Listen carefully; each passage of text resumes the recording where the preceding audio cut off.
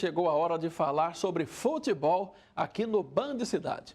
O Guarani encara daqui a pouco o Corinthians pela segunda rodada do Campeonato Paulista. É o Matheus Badra que tem os detalhes, já está aqui conosco. Boa noite, Matheus. Boa noite, Sene. Boa noite a todos que acompanham o Band Cidade. Daqui a pouquinho, às 7h15 da noite, aqui no Brinco de Ouro da Princesa, o Guarani que volta a jogar no Brinco de Ouro pela elite, do Campeonato Paulista, justamente contra o Corinthians, que foi o seu mesmo adversário em 2013. Mas para dar mais detalhes, então, desta partida, tanto os times que vão a campo do Guarani e do Corinthians, a Adriana Almeida está lá no estádio Brinco de Ouro da Princesa e traz mais informações.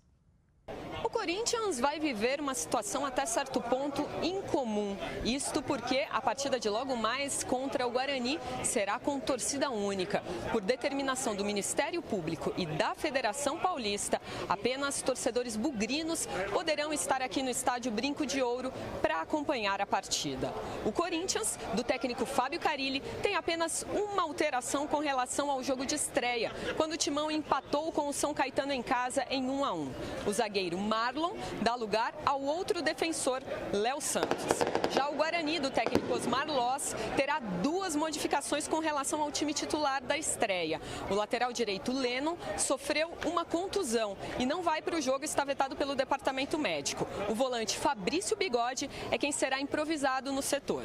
O meia Rondinelli é a outra novidade, ele entra no lugar de Carlinhos. O Guarani perdeu para o Bragantino na primeira rodada do Campeonato Paulista e, por isso, precisa muito dos primeiros pontos aí no seu retorno à elite do campeonato estadual. A expectativa da diretoria é de atingir um público de pelo menos 8 a 10 mil torcedores. Lembrando que os ingressos ficam à venda até o horário do intervalo do jogo. A partida entre Guarani e Corinthians está marcada para daqui a pouco, às 7h15 da noite, e terá transmissão ao vivo pela Rádio Bandeirantes, AM 1170.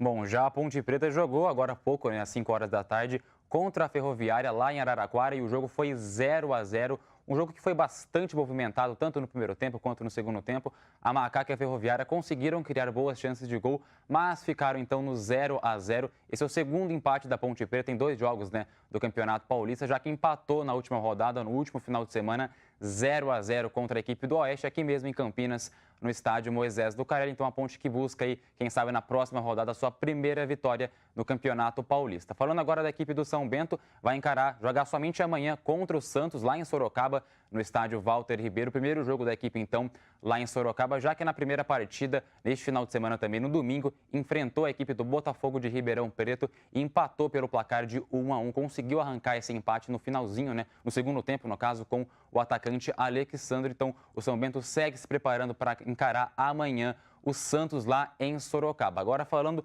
da Copa São Paulo de Futebol Júnior, porque o Guarani jogou ontem, mas acabou perdendo para o São Paulo. A gente está vendo aí os gols pelo placar de 5-2, não fez uma boa partida, acabou sendo dominado pelo São Paulo durante boa parte do confronto, mas não deixa de ser uma campanha histórica do Guarani, que quase conseguiu chegar então à final da competição, que vai ser nessa sexta-feira entre o Vasco e a equipe do São Paulo, lá no estádio do Pacaembu.